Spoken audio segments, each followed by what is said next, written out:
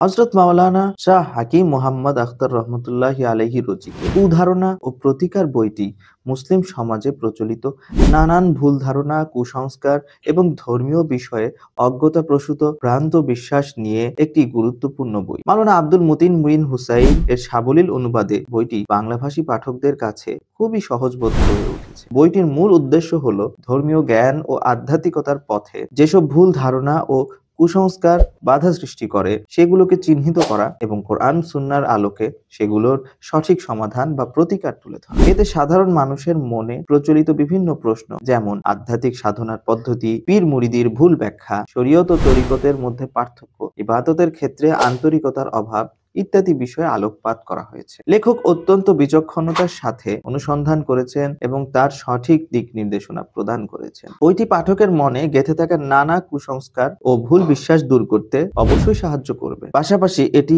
আধ্যাত্মিক পথের প্রকৃত রূপ এবং শরিয়া সম্মত উপায় সম্পর্কে পরিষ্কার ধারণা দেবে। বইটির আলোচনাগুলো কেবল সমস্যার সমাধানই দেবে না, বরং পাঠকের ঈমান ও ধর্মীয় ভিত্তিকে আরো মজবুত করে তুলতে সাহায্য করে। তো প্রিয় পাঠক, কুধারণা ও প্রতিকার বইটি একটি অত্যন্ত সময়োপযোগী ও প্রয়োজনীয় গ্রন্থ। এখনই বইটি অর্ডার করে ফেলুন এবং নিজ সংগ্রহে রেখে নিজের জীবনকে কুধারণা, কুসংস্কার ইত্যাদি থেকে মুক্ত করুন। ধন্যবাদ।